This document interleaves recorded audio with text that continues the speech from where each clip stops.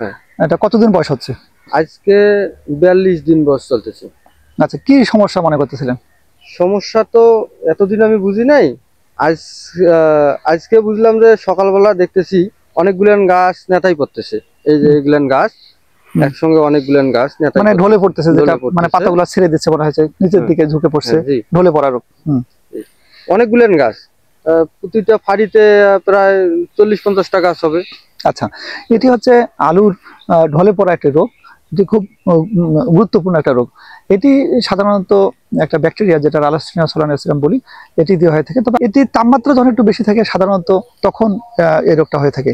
আচ্ছা, আমরা একটু দেখবো, এটি একটু পরীক্ষা করে দেখবো যে আসলে এটা কোন ব্যাকটেরিয়া এবং ব্যাকটেরিয়া আদৌ আছে কিনা এর মধ্যে, সেটি একটু দেখার চেষ্টা করবো। কারণ অনেক সময় কি এই ঢলে পড়া রোগটা কিন্তু ব্যাকটেরিয়া ছত্রাক দিয়ে হয়ে থাকে। তো যদি ঢলে পড়া রোগ যদি ব্যাকটেরিয়া দিয়ে হয়ে থাকে, তাহলে কিন্তু এরকম সবুজ অবস্থায় হঠাৎ করে দেখবেন যে 1 দিন 2 দিনের মধ্যে দেখবে যে আপনার আলু গাছের পাতাগুলো এইভাবে নেতিয়ে পড়তেছে। তো চলুন আমরা একটু দেখবো আসলে এটি ব্যাকটেরিয়া আছে কিনা। আমরা একটু টেস্ট করব, ছোট্ট একটু টেস্ট করব। সেটা হচ্ছে আমরা এর কাণ্ডটুকু কাটবো, কেটে 1 গ্লাস পরিষ্কার পানির মধ্যে রেখে দিব।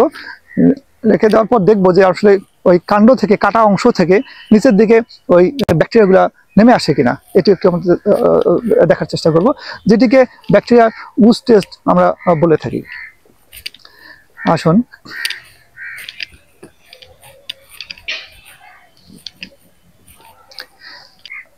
দেখি এই যে গাছটা নেতিয়ে পড়ছে না, এখানে আমরা কাটবো, কাটে 1 গ্লাস পরিষ্কার পানির মধ্যে এটি দিয়ে রাখবো। এখানে দেখুন, ওই যে কাটা অংশ থেকে যে আমরা পরিষ্কার পানিতে রাখছি, এখানে সাদা ঘোলাটে হওয়ার মতো নামতেছে, দেখছেন? দেখা যাচ্ছে, এই যে নামতেছে ধোয়ার মতো। তার মানে আপনার এখানে এই যে ব্যাকটেরিয়াটা আছে, এবং এই ব্যাকটেরিয়ার কারণে এই নেতিয়ে পড়া রোগটা হচ্ছে আর কি।